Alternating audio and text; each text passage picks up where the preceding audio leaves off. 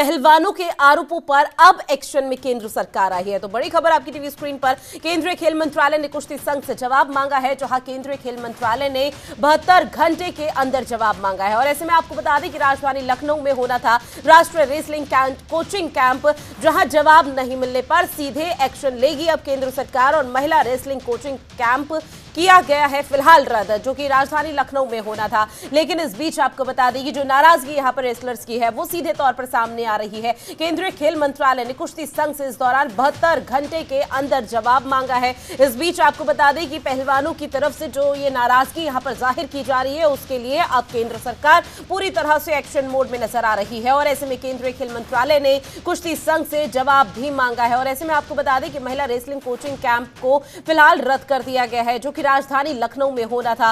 और अब 72 घंटे के अंदर तमाम जो ये रेसलर अपनी नाराजगी जाहिर करा रहे हैं उनको जवाब देना है, जिसके बाद केंद्र सरकार पूरी तरह से इस पूरे मामले पर एक्शन लेती हुई नजर आएगी।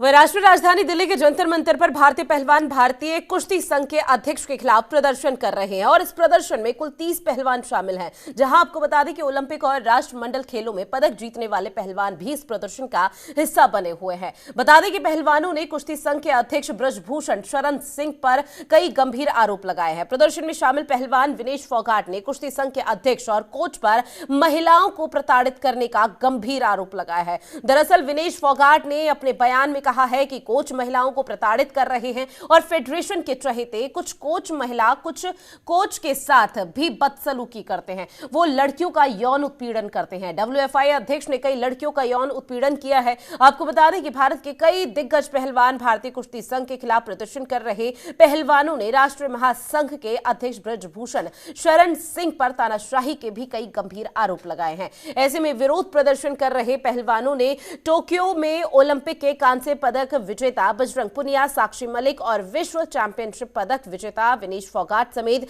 देश के कई शीर्ष पहलवान इस दौरान शामिल हुए हैं। इस पूरे मुद्दे पर दिल्ली महिला आयोग की अध्यक्ष स्वाति मालीवाल ने कहा है कि कुश्ती संघ के अध्यक्ष ब्रजभूषण शरण सिंह की जल्द ही गिरफ्तारी हो। फेडरेशन ने मेरे को कितना मेंटल टॉर्चर किया था, मैं किसको बताऊं। जब मैंने वो आर्टिकल लिखा था काफी लोगों ने बोला कि ये एक कवर अप करने के लिए, कवर अप नहीं था, वो एक रियल स्टोरी थी एक एथलीट की। और हर एक एथलीट को पता है कि हम किस दौर से गुजर रहे हैं। इतना मेंटल टॉर्चर हुई थी कि मैं मरने तक की स्टेज तक चली गई थी। मैं हर दिन खुदकुशी करने की सोच रही थी। क्या मैं अगर मेरे को कुछ हो जाता, मेरी फैमिली क्या करती, मतलब मेरे बाद कौन जिम्मेदारी लेता है इस चीज की। और मैं आज भी बोल रही हूँ, अगर किसी भी खिलाड़ी को कुछ भी हो गया रेसलिंग में तो प्रेसिडेंट, देश जो हमारे रेसलिंग प्रेसिडेंट है वो जिम्मेदार रहेंगे, हमारी फेडरेशन जिम्मेदार उस चीज की। हम इतना मेंटल टॉर्चर है। बजरंग मेरे को बोलते हैं कि मेंटली वीक है। मैं मेंटली वीक नहीं हूँ। मैं 10 सालों से मैं सीनियर में खेल रही हूँ। उसके बाद भी मेरे को बोल दिया जाता है कि हाँ चलो इसका तो मेंटल स्टेटस ठीक नहीं है। इसको तो बहुत गुस्सा आता है। मेरे को गुस्सा नहीं आता।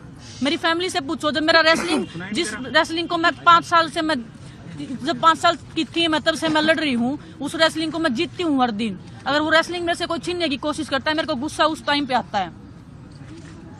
मेरी इतनी इमेज मतलब गलत पोर्ट्रेट कर दी गई है मीडिया में। फेडरेशन हमारे बारे में इतना नेगेटिव निकलवाती है मीडिया में। हम एथलीट पे कितना मेंटली मतलब इफेक्ट करता होगा उस चीज का।